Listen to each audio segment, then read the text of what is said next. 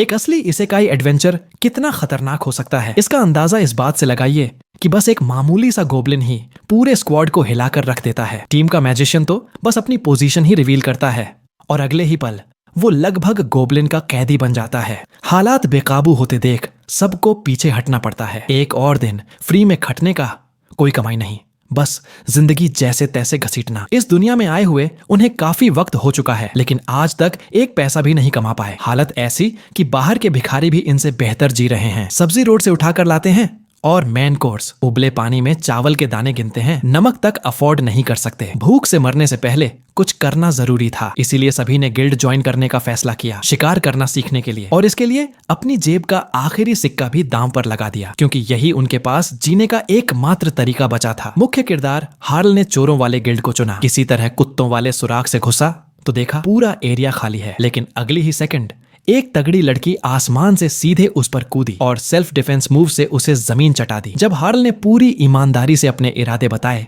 तब जाकर लड़की ने उसे अपनाया और उसे चोरों की दुनिया में ट्रेन करने को तैयार हुई। ऐसी टीचर हो तो बच्चा भटकेगा कैसे। 7 दिन की रगड़ रगड़ के बाद सभी ने अपनी बेसिक ट्रेनिंग पूरी कर ली। अब हर किसी के पास एक ठोस रोल था। टैंक और डिफेंडर, मोगुसो डार्क नाइट, रांध हंटर, मोड चीफ मैच, सीहेरू प्रीस्ट और टीम लीडर।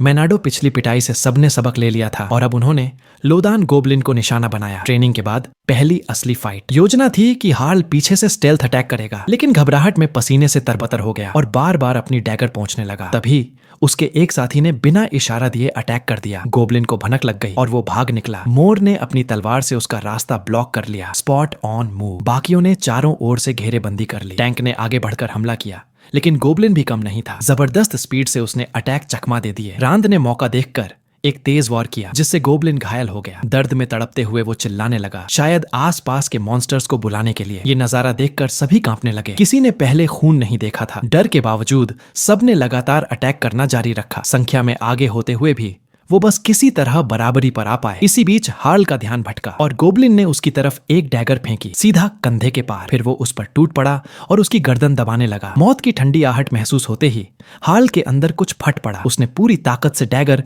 गोब्लिन की गर्दन में घुसेड़ दी। जिंदा रहने की लड़ाई में गोब्लिन आखिरकार ढेर हो गया। रांध ने तुरंत उसके सारे कीमती सामान निकाल लिए, लेकिन जैसे ही सब रिवॉर्ड बांट रहे थे, जमीन पर पड़ा गोब्लिन एक आखिरी बार उठा और रांध की टांग पर वार कर दिया। ये मूव सबको चौंका गया। गुस्से में रांध ने पीछा किया और तलवार से गोब्लिन के शरीर में वार पे वार करता गया, शायद दोबारा ज़ॉम्बी अटैक ना हो या फिर अपने गुस्से को निकालने के लिए। उसके इस खूनी रिएक्शन से बाकियों की हालत खराब हो गई। कोई डर से बेहोश हो गया, किसी के हाथ कांपने लगे, हथियार तक ठीक से पकड़े नहीं जा रहे थे। ये बच्चे कभी इस दुनिया का हिस्सा नहीं थे। अब एक ऐसी जिंदगी जी रहे हैं जहां हर सांस मौत के किनारे ली जाती है। हर दिन किसी खतरे से भरा है और जो भी मार काट कर कमाते हैं वो मुश्किल से 2-4 दिन की रोटी का जुगाड़ होता है। इस दुनिया में असली चैलेंज है जिंदा रहना, और ये सवाल हर रोज उनके सामने खड़ा होता है।